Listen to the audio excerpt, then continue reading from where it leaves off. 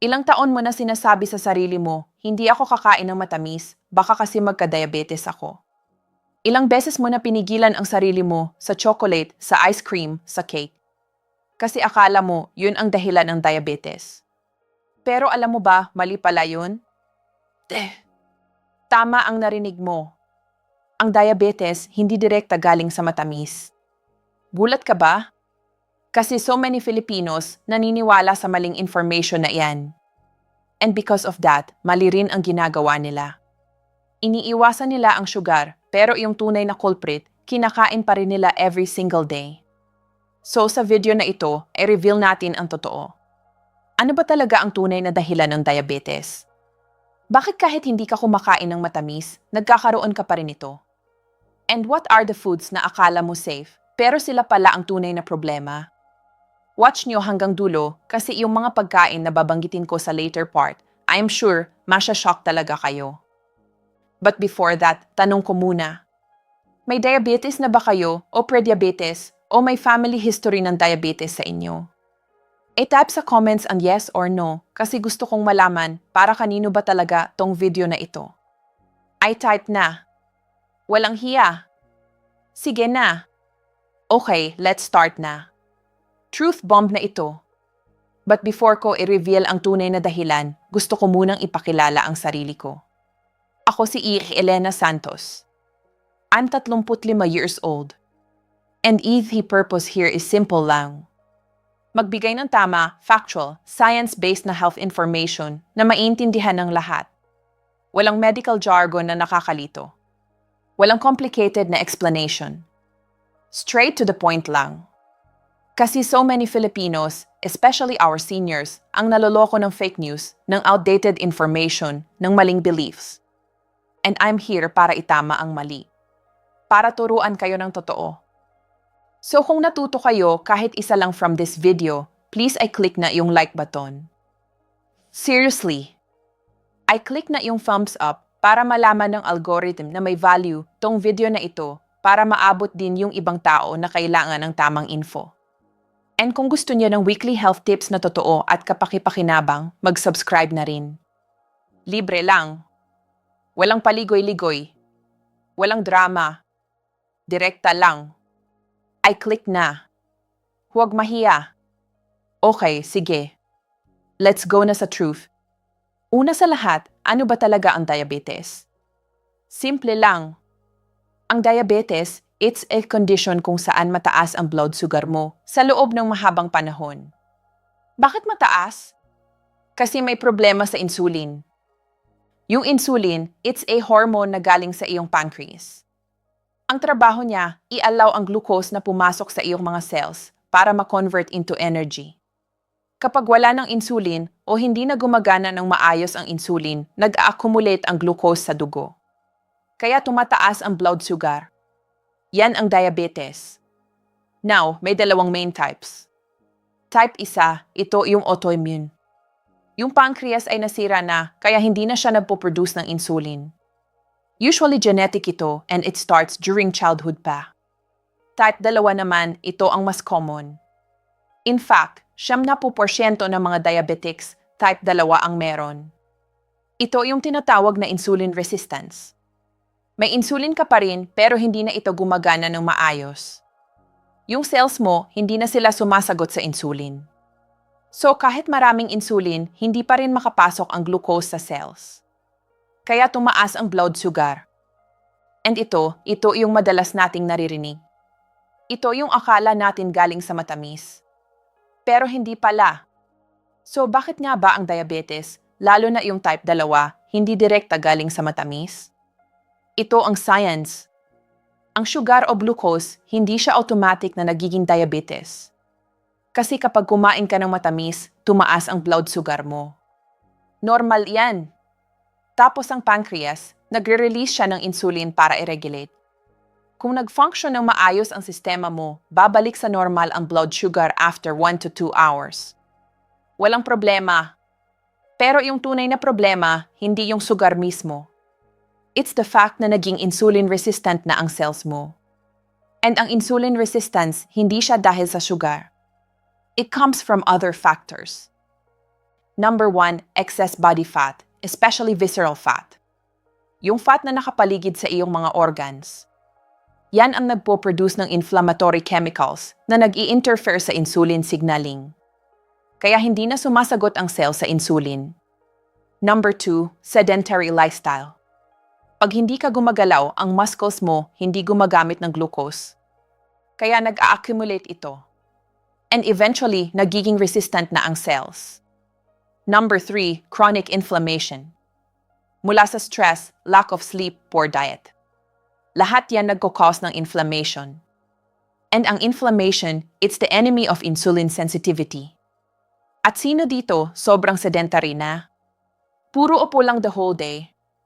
I type sa comments ang sedentary kasi yan ang isa sa main culprits.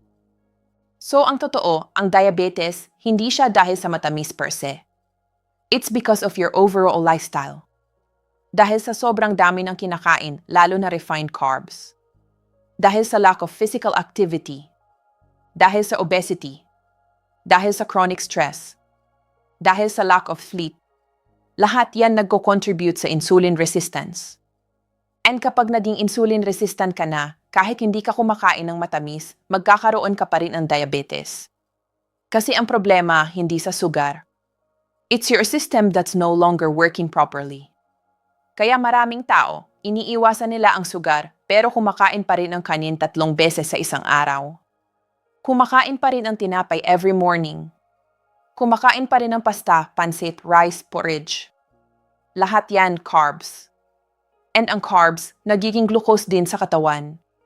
So kahit walang asukal, tumaas pa rin ang blood sugar. Yan ang mali. The focus should not just be on sweets. It should be on your overall carbohydrate intake, on your lifestyle, on your physical activity. Yan ang totoo. Now, ano nga ba ang mga pagkain na akala natin safe, pero sila pala ang tunay na culprit? Number 1, white rice. Kanin. Our staple food. Pero alam nyo ba, ang white rice, mataas ang glycemic index niya.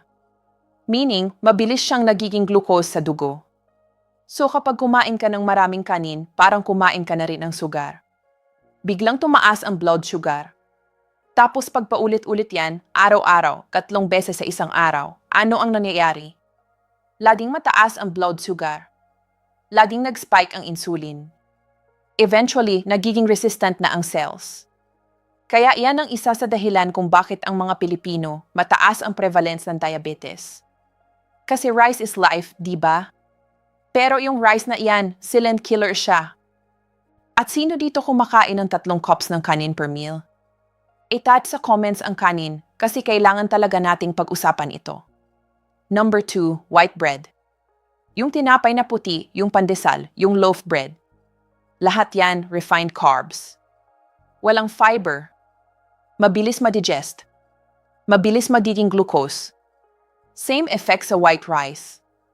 So pag ang breakfast mo, 3 pandesal with coffee, tapos tanghali, kanin with ulam, tapos dinner, kanin ulit, grabe naman yan. Sobra-sobra na ang carbs mo.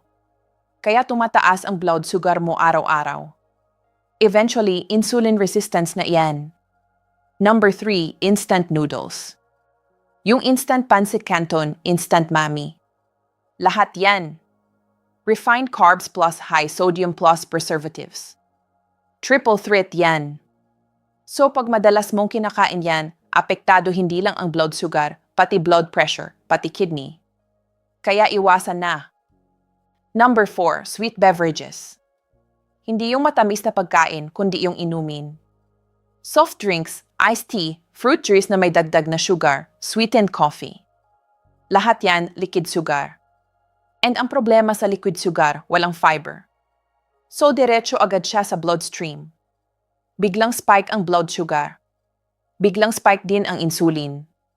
And pag paulit-ulit yan, insulin resistance na yan. Kaya iwasan. Number 5, processed snacks. Yung crackers, chips, biscuits. Lahat yan. Refined flour plus sugar plus unhealthy fats.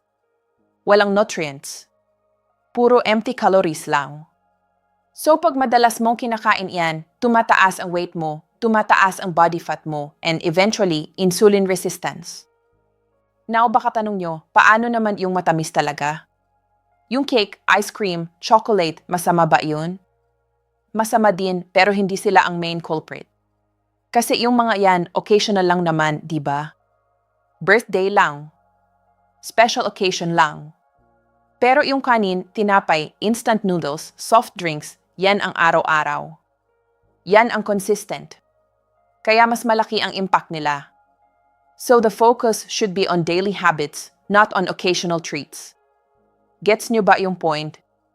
Ay type sa comments ang gets kasi gusto kong malaman kung naiintindihan nyo ang explanation para alam ko rin kung ano pa ang kailangan kong i-clarify. Now, ano nga ba ang mga signs na papunta ka na sa diabetes? Para alam nyo kung kailangan na ba kayong mag-adjust.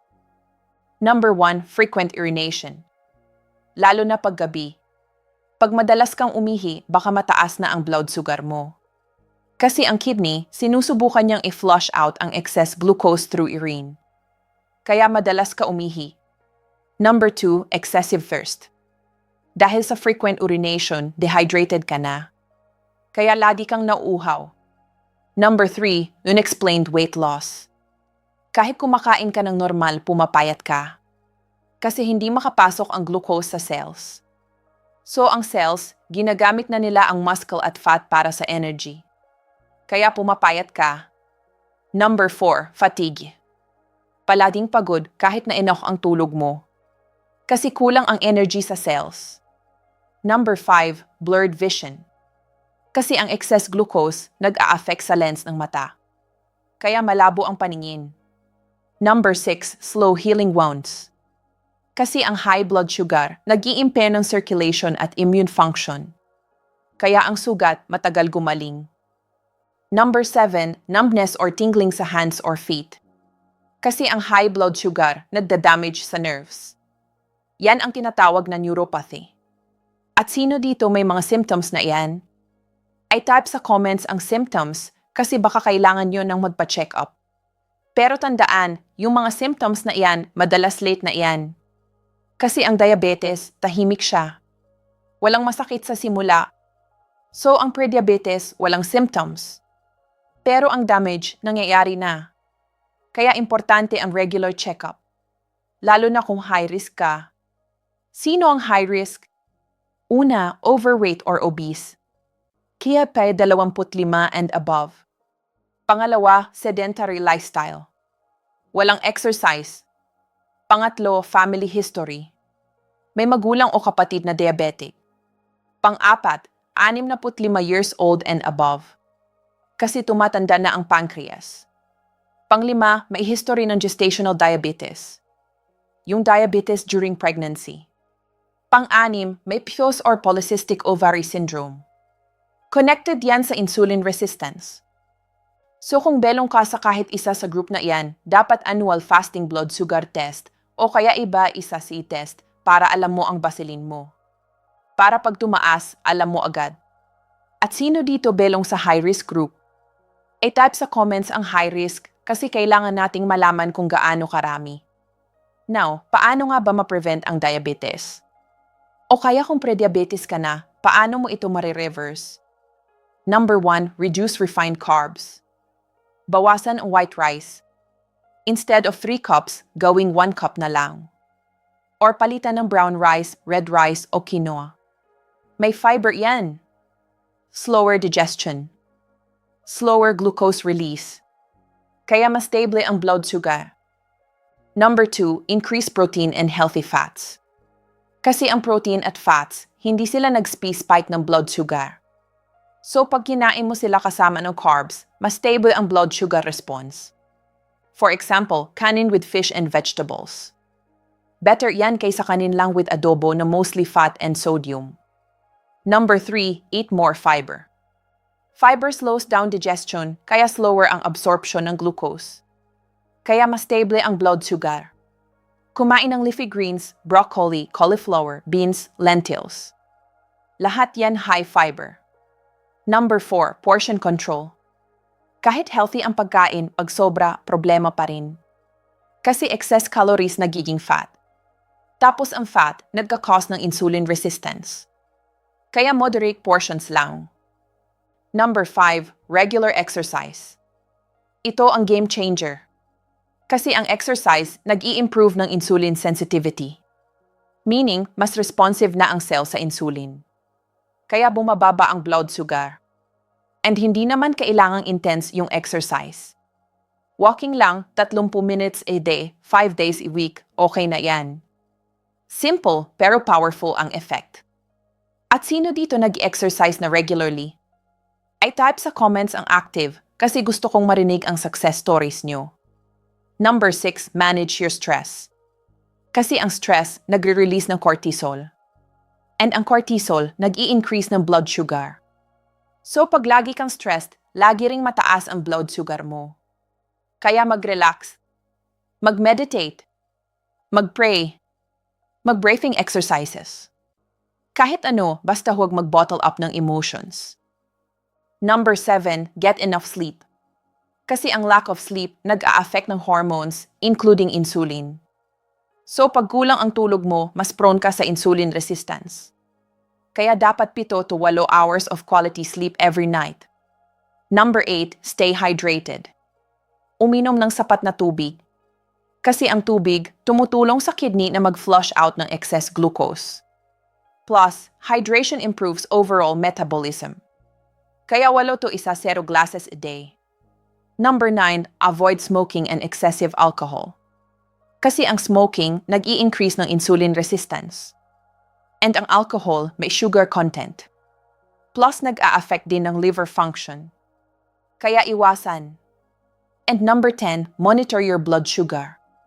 Kung may diabetes ka na, bumili ng glucometer. I-check mo ang blood sugar mo regularly. Morning fasting. After meals. Para alam mo ang pattern.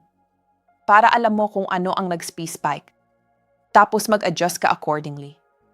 Yan ang proactive approach. Now, ano nga ba ang ideal blood sugar levels? Para alam nyo kung nasaan kayo. Normal fasting blood sugar, dapat 70 to 79 mg/L. Prediabetes, 100 to 125. Diabetes, 126 and above. Tapos yung after meal, 2 hours after eating, dapat below 140. Pag 140 to 179, prediabetes na yan. Pag 200 and above, diabetes na. And yung HbA1c, ito yung average blood sugar mo for the past 3 months. Normal, below 5.7%. Prediabetes, 5.7 to 6.4%. Diabetes, 6.5% and above. So pag nagpa-test kayo, humingi ng complete results para alam nyo ang baseline nyo. At sino dito alam na ang blood sugar levels nila? I-touch sa comments ang alam kasi dapat talaga alam nyo yan. Now, may isa pang bagay na gusto kong i-address. Ang sabi nila, pag may diabetes ka na, habang buhay ka nang mag-i-inject ng insulin. Totoo ba yan? Hindi lahat. Kasi ang type 2 diabetes, especially early stage, reversible pa siya. Pag nag-lifestyle change ka, pag nagbaba ng weight, pag nag-exercise ka, posible na bumalik sa normal ang blood sugar mo. Walang gamot. Walang insulin. Pero kasi kailangan talaga ng commitment. Kailangan ng discipline. Kaya maraming tao hindi nila kaya. Kaya umaasa na lang sila sa gamot. Pero ang gamot hindi siya cure. Management lang yan. Ang tunay na cure, lifestyle change. Kaya importante, habang maaga, baguhin na ang lifestyle. Bago pa lumala. Kasi pag late stage na, pag may complications na, mahirap na. So habang kaya pa, gawin na. At kung may success story kayo, kung na-reverse nyo ang prediabetes o diabetes, ay share nyo sa comments para ma-inspire din ang iba. Now, gusto ko ring banggitin ang mga complications ng diabetes para alam nyo kung bakit kailangan ito i-prevent. Number 1, heart disease and stroke. Ang diabetes nagda-damage sa blood vessels. Kaya mas prone ka sa heart attack at stroke. Number 2, kidney disease. Ang high blood sugar nagda-damage sa kidneys. Eventually, kidney failure. need na ng dialysis. Number 3, nerve damage or neuropathy. Kaya may numbness, tingling, pain sa extremities. Number 4, eye damage or retinopathy. Kaya may blurred vision. Eventually, blindness. Number 5, foot problems. Kasi may poor circulation plus nerve damage. Kaya ang simple na wound pwedeng maging ulcer. Pwedeng maging gangrene. Pwedeng mag-amputation. Number 6, skin conditions. And number 7, dental problems. Lahat yan connected sa diabetes. So ang diabetes, hindi biro. Hindi lang blood sugar yan. Systemic siya. Nakakaapekto sa buong katawan. Kaya dapat i-prevent. Dapat kontrolin. At sa mga may diabetes na, ito ang tips para ma-manage. Take your medications religiously. Kung prescribed ng doctor, sundin. Huwag mag-skip. Monitor ang blood sugar regularly. Follow your meal plan kasi ang diet, ito ang foundation. Mag-exercise daily kahit walking lang. I-check ang feet daily, baka may wounds na hindi mo namamalayan. Regular eye exams para ma-detect agad ang retinopathy. Dental checkups kasi ang diabetics prone sa gum disease. Manage ang stress, sleep well. Avoid smoking and alcohol. And regular doctor visits para monitored ang condition mo. Lahat yan importante. Kasi ang diabetes, manageable. Basta discipline ka. Basta committed ka. At kung may diabetes ka na, ay taat sa comments ang managed para malaman natin kung gaano karaming diabetics ang nino-manage ito ng maayos. Kaya sa lahat na nakinig hanggang dulo, maraming salamat. Sana naintindihan niyo na ang diabetes hindi direkta galing sa matamis. It comes from your overall lifestyle. Galing sa excess refined carbs. Galing sa sedentary lifestyle. Galing sa obesity. Galing sa chronic stress. Galing sa lack of sleep. Lahat yan nagko-contribute sa insulin resistance. And ang insulin resistance, yan ang tunay na dahilan ng type 2 diabetes. So ang solusyon, hindi lang iwasan ang matamis. Baguhin ang lifestyle. Bawasan ang refined carbs. Increase protein, fiber, healthy fats. Mag-exercise regularly. Manage ang stress. Sleep well. Stay hydrated. Avoid smoking and alcohol. Monitor ang blood sugar. Lahat yan, simple changes, pero powerful ang impact. Kasi ang diabetes, preventable. At reversible pa sa early stage. Basta alam mo ang totoo. Basta ginagawa mo ang tama. At kung nakatulong ang video na ito, ay click na yung like button. Seryoso. Ay click na kasi iyan ang pinakamalaking tulong nyo para mas maraming maaabot, para mas maraming masave from diabetes. At kung may tanong kayo o may gusto kayong i-request na topic, ay type sa comments. Kasi para sa inyo ito. Sabihin nyo kung ano ang kailangan nyo. Gagawan ko ng video. And importante rin, ay tag nyo kung saan kayo galing, anong city o province, plus ang edad nyo. Kasi gusto kong malaman kung sino-sino ang kasama ko dito. Ay tag na at mag-subscribe na rin kayo kasi every week may bagong health tips ako. Walang paligoy-ligoy. Walang drama. Straight to the point. Factual. Science-based. Easy to understand. Kasi deserve nyo ng quality information. Deserve nyo ng totoo. Kaya nandito ako para sa inyo, para sa inyong kalusugan, para sa inyong kinabukasan. Sama-sama tayo dito. I click na yung subscribe button. I on yung notification bell para updated kayo palagi. At sa mga nanonood hanggang dulo, ay type sa comments ang diabetes. Gusto kong malaman kung ilan ang tunay na nag-invest ng time. Maraming salamat sa inyo. Ingat kayo palagi. And sana maging healthy tayong lahat. Walang diabetes. Walang complications. Healthy living lang.